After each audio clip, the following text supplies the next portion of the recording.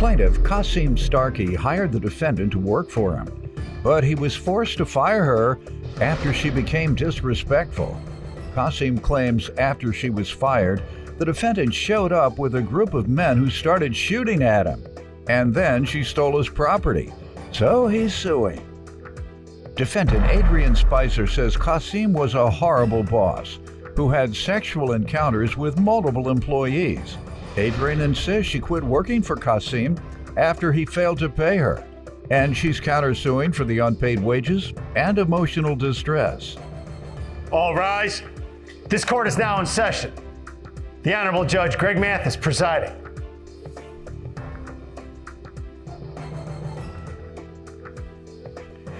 You may now be seated. Start with you, sir. So I had met Adrian back in April when I hired her to work for my home care agency. Mm-hmm. We started to grow a friendship, something that I would call a friendship. You know, she was really cool. She did her job good. But what was her job? She was an office manager over finance. Okay. Longer down the line, as we, continue our friendship, I was saying around about the beginning of May, I started, hearing things about Adrian, like she's not a good fit and things like that. She was already working for you, though? Yes. Mm-hmm. So you knew whether she was a good fit yourself? Yes. She was doing her job, yes. I didn't judge her, just because it was somebody else say. I judged her from my character and from that time. And that's she was what a I good would person. have expected you to say. Well, she's doing right. all She right was a good job. person, exactly. Okay. Further down the line, I had fired Adrian because she had gave me, a trip on her behalf to go to Atlantic City for my birthday. And while I was in Atlantic City, I was getting a phone call from 2 other employees that works in the office building. Mm-hmm. And they were telling me that she was, trying to change their pay wages and was talking to them like trash, basically. Let me back up. She gave you a gift to go to Atlantic City? Yes, she Your let employee? me use her. Yes, she let me You use must her. be a great boss. Pardon? Yeah, I try to be. I'm not one of those bosses that's like. What does the gift consist of? Just a one night stay at an Atlantic City hotel. Just the hotel? On her rewards. Okay, all right. And while you were gone, that one day, right? Yes. Mm-hmm. The employees complained about how she acted that one day? Yes. She was basically like bringing them in one by one for some type of meeting, telling them that I said that the wages needed to be changed, which we never had that discussion. I do remember her sitting down before her telling me, you paying them way too much. I don't think that they should be paid that much, but I never agreed to knocking down anybody's wages. What was your response? I thought that it was fine, the pay rate that I was paying them. What did you tell her when I told her that their pay rate is fine. Okay, you said it was fine. Then yes. Your Honor, yes. I was never fired from the job. I stopped working there because he couldn't pay me. Yes, I quit. Once he could not produce payment, I quit. The one phone call he received when he was in Atlantic City was from me and another employee calling because we could not get into the office because we were locked out due to non-payment. Okay, well, let him finish. That's not what he said happened. So after they called and said she was mistreating them, then what? I told them that I would deal with it when I come back to Philadelphia. She was trying to talk me in So when you came back, how did you deal with it? I pulled her in the office and I asked her what was going on. And she said that she told them that their wages were being changed because she was established as office managers and those were her duties, which you don't have the power. What was your response? That's not your power. You don't have the power to just change nobody's duties. And she got disrespectful with me and I told her that she can leave. Okay, let me hear from you, your side. Kasim employed me April 21st to be his payroll coordinator. Further down the line, I took on the job of office manager because I was doing way more than he needed me to do way more than what my job entailed of. Since I've met Kasim, I found out it was unprofessional. He more so wanted a reality show in his head. He would pull me and other employees into the office to gossip about employees. He was currently having sexual affairs with employees. He even admitted to having that. He admitted to it. He thought it was funny. He thought it was cute. He even admitted to having oral sex with one of the employees, which I told him this is not 13th grade. I'm a little older than him, and I didn't want to hear about it. I did gift him with the hotel stay off my rewards. He never got a phone call from anyone saying that I was trying to change his wages. Did I tell them he was paying them way too much? Yes, I did. He was paying a secretary $27 an hour to sit there and basically not taking, not do anything. Did he put that on the list of employees he was having fun with? Yeah, yes. Yes. Well, that's what you get. And that was under. And when I found that out, that's when I found out what was going on. You crossed the wrong person. Right. Yeah. Like I said, I was never. When you cross. Go ahead. I don't even know. It's like he creates these stories in his mind, and he tells stories so much that he begins to actually honestly believe them. Like anybody try to mess with Doyle, I'm gonna fire them. Ain't gonna shut them the door. They better know where they crossing. This is my man. You can't bring nothing to me about my man. You gone. Kill the messenger. Go ahead. But he would begin to ask me for business advice. I do have an associate's degree in business management, and I gave him advice, I gave him help because he is a lot younger than me. He was paying a secretary $27 an hour to sit there and basically not taking, not do anything. Did he put that on the list of employees he was having fun with? Yeah, yes. Yes. Well, that's what you get. And that was under. And when I found that out, that's when I found out what was going on. You crossed the wrong person. Right. Yeah. Defendant Adrian Spicer worked for the plaintiff, and she claims he was a horrible boss who had sexual encounters with multiple employees. Stolen property. Let's get to that. What property? Tell me what happened. So going back a little bit to after she was fired, she wanted her pay the day that she was fired, which with any job, you don't get paid the same day that you're fired. You have to wait until the payroll. Exactly. So after she was fired, we were still, like texting, like as far as like a friendship. And she asked to borrow $300. And I told her, All right, ma'am. I said, okay, well, that's fine. I said, I get paid tomorrow. I'll lend you the $300. The next day came, I'm not gonna lie, it totally slipped my mind that I said that I was gonna allow her to borrow the money. And I ended up paying my electric bill. And she called me. She like, well, what's going on with the $300? I said, oh my God, Adrian, I'm so sorry. I forgot that I told you that I was going to loan you the money. So she hung up on me. I said, the only thing that I have left to my name right now is $50. I said, I can cash app you the 50. So she hung up on me, click. So I'm like, well, what happened to the phone? So she texted me and said, make sure that 50 hit my cash app. I'm done.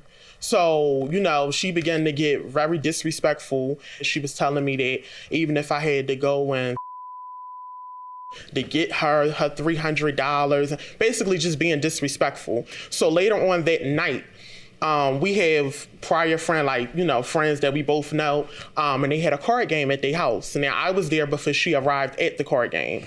So I was sitting there, she came in, I never said anything to her, she continued with the smart remarks and everything. I never said anything to her. So I'm sitting there and all of a sudden she gets on the phone with one of her relatives and she says, I'm in West Philadelphia. I feel like I'm being threatened. I need you and the rest of your bulls to come and pull up. So I'm like, okay, I'm just going to leave. I said somebody and told them that Adrian is here. I have it in evidence. He texted someone and sent them and said, why is this Adrian here? I'm about to beat her up. I have the text. All right, go ahead. So I left. And I went to the police station. I said, okay, let me file a police report just so that I have it, so that if anything else happens, they already have it on file. I went and filed the police report. I went to go to the person who I was renting my room from, and I picked up my clothes. When I left, I was standing on 52nd and Market waiting for the bus. And I said, because she had threatened that she was going to send out this text message to everybody who ever worked for me and tell them that my business was not real, basically trying to blackmail me for the $300. And so I'm standing at the 52 bus stop and I know I see her blue Expedition coming down the street. So I'm like, oh my Lord. So she made a U-turn and came around. When she made the U-turn, I'm like, okay, maybe she just want to argue or whatever the case may be. It was 4 other guys that got out the car.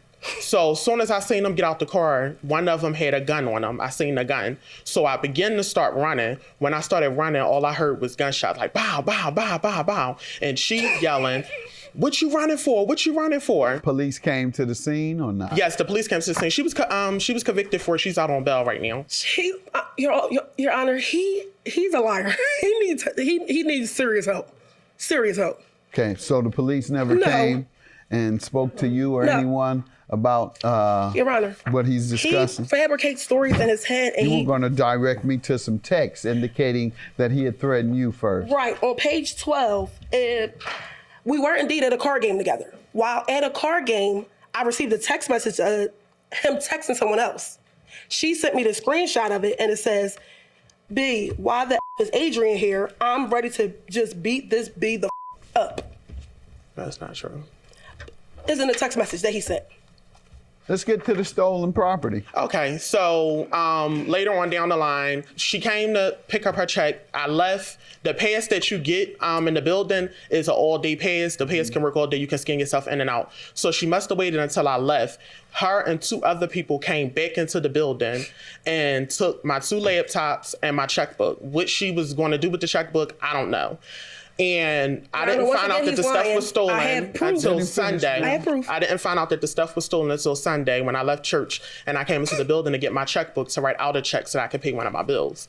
And I called the police and I went downstairs. I said, "Are y'all able to show me a surveillance?" They said yes. So they showed me the surveillance and you see Adrian carrying the stuff out of the building. You have that here. No, they said that I couldn't get it because the we don't case have any evidence, but the case is still pending. it's still pending.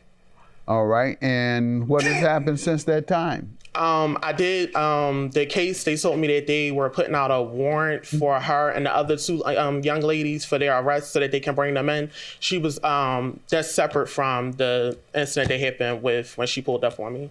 I know, but you're suing for the stolen property, so you got to Yes. prove it.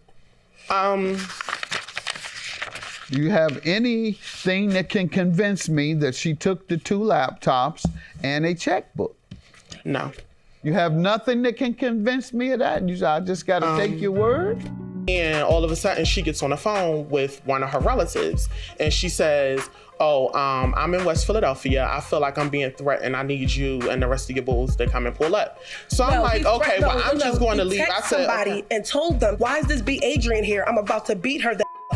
Defendant Adrian Spicer worked for the plaintiff, and she claims he was a horrible boss who had sexual encounters with multiple employees.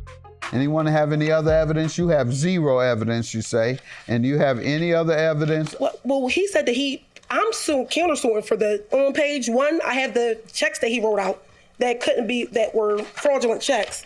Okay, I don't That know no one anything could about a cash. fraudulent check. Explain what happened. When he called us into the office that day, we all had the conference, he wrote us out these checks.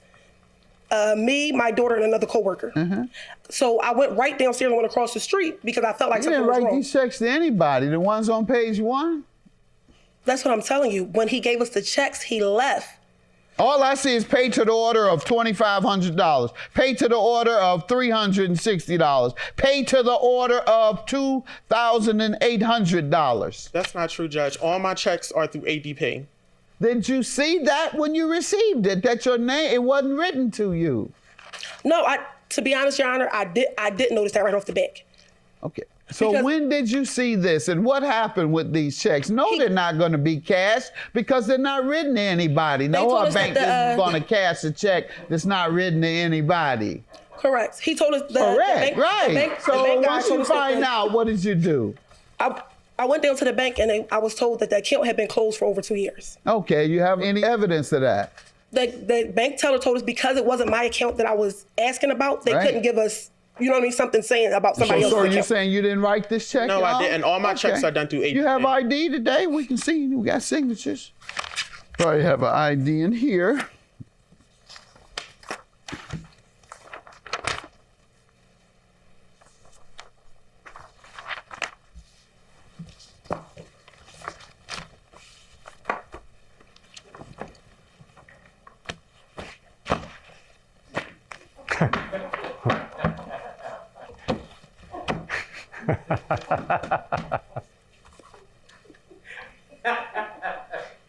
I think you got the point.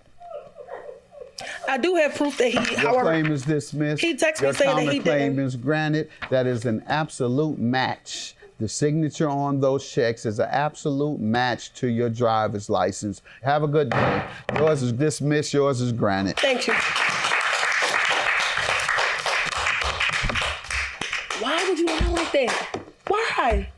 Why would you lie like that?